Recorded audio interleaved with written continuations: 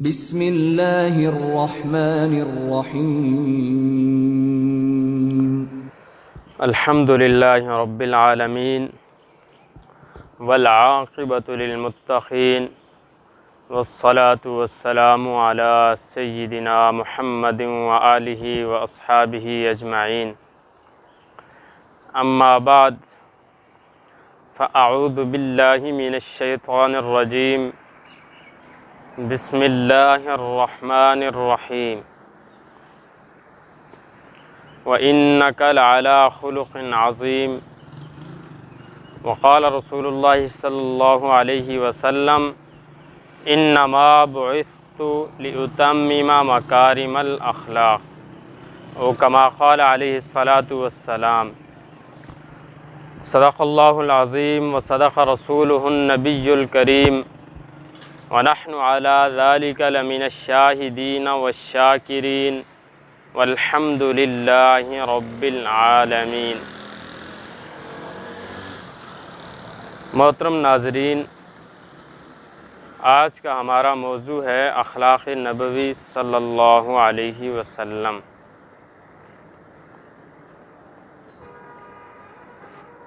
اگر سیرت طیبہ کا مطالعہ کیا جائے تو جہاں آپ علیہ الصلاۃ والسلام کی زندگی کے اور بہت سے مثبت پہلو ہیں، وہیں آپ علیہ الصلاۃ والسلام کے اخلاق بھی ہیں۔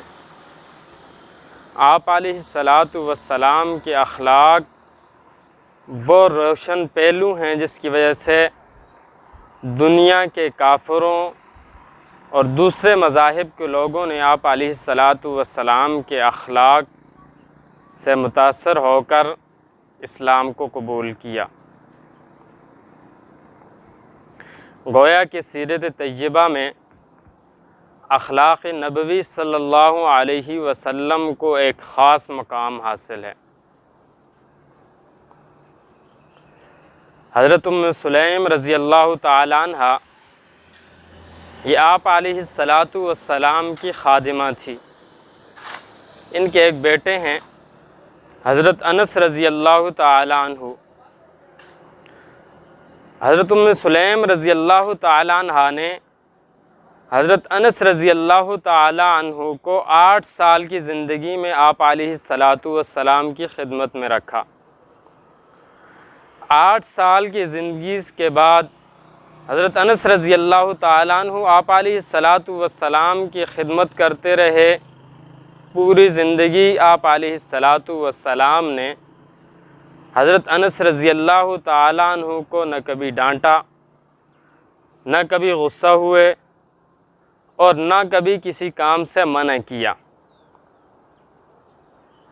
گویا آپ علیہ الصلاۃ والسلام نے حضرت انس رضی اللہ تعالی عنہ کی تربیت ہی ایسے فرمائی تھی کہ آپ علیہ الصلاۃ والسلام کی اس تربیت کی وجہ سے حضرت انس رضی اللہ تعالیٰ عنہ نے کوئی ایسا کام کیا ہی نہیں ہے جس سے آپ علیہ الصلاۃ والسلام نے ان کو منع فرمایا ہو۔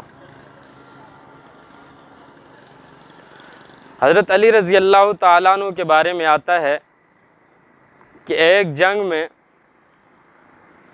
جب ایک یہودی سے ان کا مقابلہ ہوا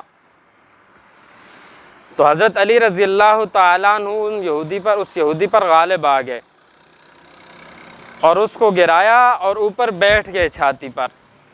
اس دوران اس یہودی نے حضرت علی رضی اللہ تعالیٰ عنہ کے چہرے پر تھوک دیا، لیکن حضرت علی رضی اللہ تعالیٰ عنہ اس یہودی کو فوراً چھوڑ کر کھڑے ہو گئے اور فرمانے لگے کہ پہلے میں آپ علیہ الصلاۃ والسلام کے دین کی وجہ سے آپ کے ساتھ مقابلہ کر رہا تھا، اب اگر میں آپ کو کچھ کہوں تو اس میں یہ شائبہ ہے کہ میں اپنی ذات کی وجہ سے آپ کو کے ساتھ مقابلہ کروں۔ یہ تھے صحابہ کرام رضوان اللہ تعالی علیہم اجمعین کے اخلاق۔ قرآن پاک میں اللہ تعالیٰ نے آپ علیہ الصلاۃ والسلام کو مخاطب کرتے ہوئے فرمایا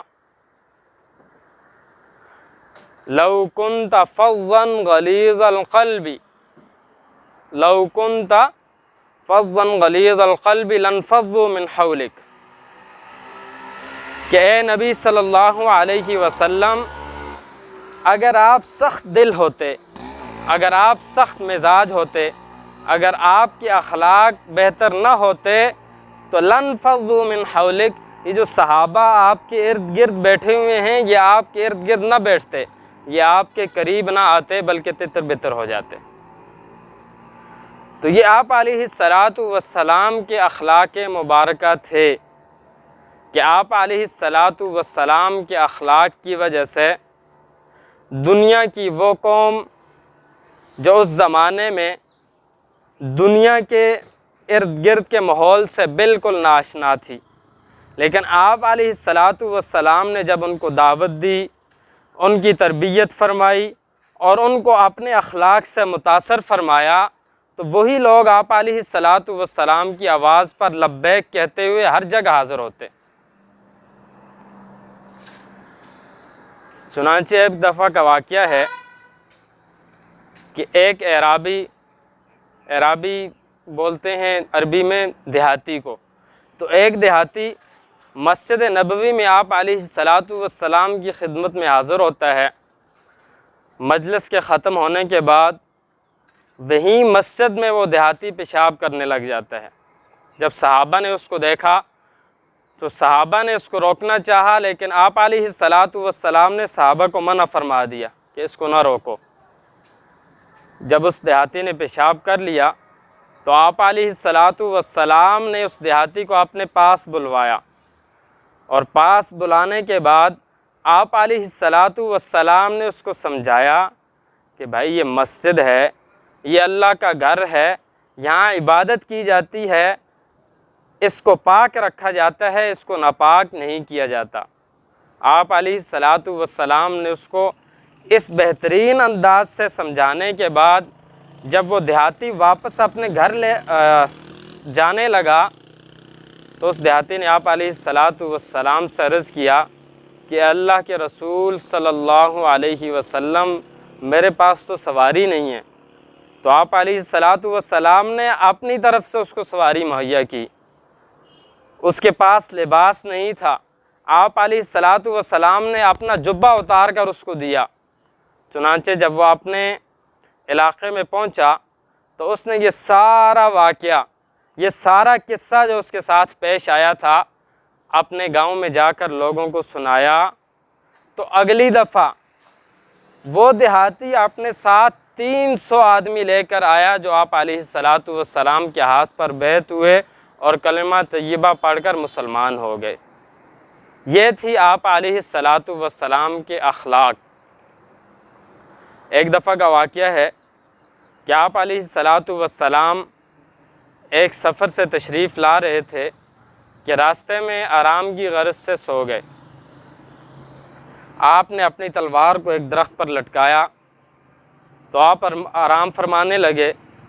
اسی دوران ایک کافر آیا، اس نے دیکھا کہ آپ علیہ السلام آرام فرما رہے ہیں، تو اس نے فوراً وہ تلوار اپنے ہاتھ میں لی اور کہنے لگا من یمنعک منی یا محمد، اے محمد اب آپ کو مجھ سے کون بچائے گا؟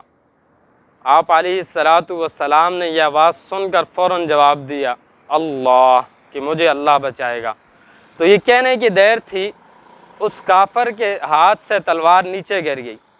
اب آپ علیہ السلام نے وہ تلوار اپنے دست مبارک میں لی اور فرمانے لگے من یمنعک منی، اب مجھ سے تجھے کون بچائے گا؟ تو اس کافر نے جواب دیا کہ آپ ہی بچائیں گے۔ آپ علیہ السلام نے اس کے بدلے میں فرمایا جاؤ میں نے تجھے معاف کر دیا۔ یہ تھے آپ علیہ السلام کے اخلاق۔ آپ علیہ السلام کی صحبت میں رہنے والے صحابہ کرام رضوان اللہ تعالیٰ علیہم اجمعین جب بھی کسی ملک کو فتح کرنے کی غرض سے جاتے تو بہت مرتبہ ایسا ہوتا کہ وہاں جنگ کرنے کی نوبت ہی نہ آتی۔ جب وہ اس علاقے میں جا کر لوگوں کو اسلام کی دعوت دیتے اور ان میں بالکل گل مل جاتے تو کئی مرتبہ ایسا ہوتا کہ وہ لوگ صحابہ کرام رضوان اللہ تعالی علیہم اجمعین کے اخلاق کو دیکھ کر ہی آپ علیہ الصلاۃ والسلام کی نبوت پر ایمان لے آتے۔ صحابہ کرام، تابعین اور تبع تابعین نے ہمارے نبی کریم صلی اللہ علیہ وسلم کی جہاں باقی سیرت کو اپنایا، وہیں صحابہ کرام اور ہمارے اکابر نے آپ علیہ الصلاۃ والسلام کی سیرت میں سے آپ کے اخلاق جو ایک روشن باب ہے، اس کو بطور خاص کے اپنایا۔ اسی وجہ سے مسلمان معاشرے نے ترقی کی، مسلمان معاشرے میں فساد ختم ہوئے، مسلمانوں کی جو تجارت تھی وہ پہلے سے دگنا ہو گئی، اور مسلمانوں کی تجارت باقی جو اقوام تھی ان کی بنسبت دیانتداری کے نام سے پہچانی گئی۔ لیکن آج ہم نے جہاں آپ علیہ الصلاۃ والسلام کی سیرت طیبہ میں سے باقی چیزوں کو اپنانا چھوڑ دیا، وہیں آپ علیہ الصلاۃ والسلام کے اعلیٰ اخلاق کو بھی ہم نے ترک کر دیا۔ تو ضرورت اس بات کی ہے کہ ہم آج کے اس دور میں جہاں بہت سارے فتنے، فساد اور بہت سارے گناہ ہیں، تو ان سے بچنے کے لیے، خرابیوں کو ختم کرنے کے لیے آپ علیہ الصلاۃ والسلام کے اخلاق کو اپنانے کی کوشش کریں۔ اللہ رب العزت سے دعا ہے کہ اللہ رب العزت ہمیں آپ علیہ الصلاۃ والسلام کے اخلاق عظیمہ کو اپنانے کی توفیق عطا فرمائے۔ وآخر دعوانا ان الحمد للہ رب العالمین۔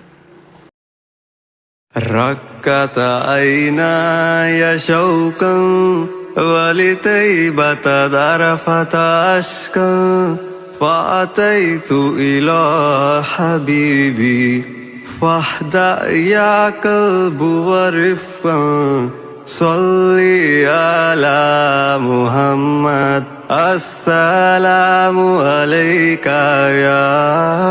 يا رسول الله